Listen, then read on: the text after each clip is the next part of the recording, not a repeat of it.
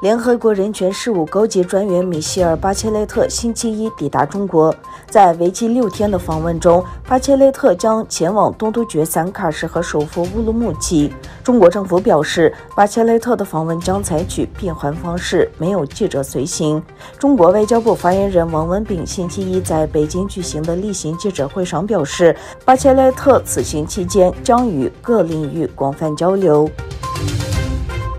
美国维吾尔代表组织美国维吾尔协会选举产生了新的主席和董事会。在5月21日星期六举行的第10季选举中，艾利费达尔·伊尔泰比尔女士以156票当选美国维吾尔协会主席。选举以现场和在线投票形式举行。同时，米纳瓦尔·阿卜杜拉、阿布杜盖尼穆萨、米斯兰多兰和库杜斯伊玛目当选为美国维吾尔协会新一届董事会成员。正在亚洲地区首次访问的美国总统拜登表示，如果中国武力入侵台湾，美国将出手防卫。拜登在东京与日本首相岸田文雄举行的新闻发布会上回答问题时，有记者问及台湾防务问题，拜登回答说：“会的，我们对此有承诺。”他说，用武力可以夺取台湾的想法就是不合适，他将让整个地区陷入混乱，并成为又一个类似于乌克兰发生的事情。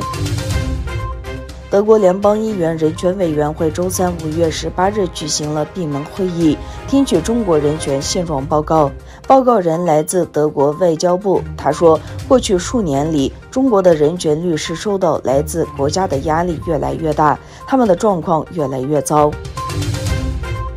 瑞典首相马格达莱纳·安德森表示，与土耳其就瑞典加入北约问题会谈仍在继续，会谈将需要一些时间。他说，本周末我与总统埃尔多安进行了一次好的积极的会谈，瑞典和芬兰将在不久的将来继续与土耳其进行双边和3边会谈，不过会谈将需要一些时间。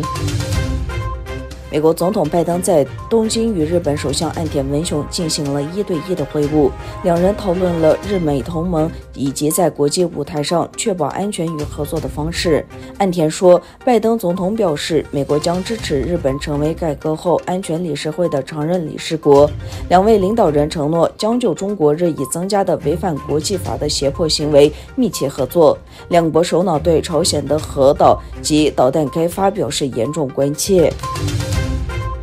根据吉尔吉斯斯坦国家安全委员会的新闻稿，在该国欧什省喀拉苏地区的特尔曼村发现了一条连接吉尔吉斯斯坦和乌兹别克斯坦的隧道，隧道深15米，宽1.5米，入口至邻国边境40米，入口至出口270米。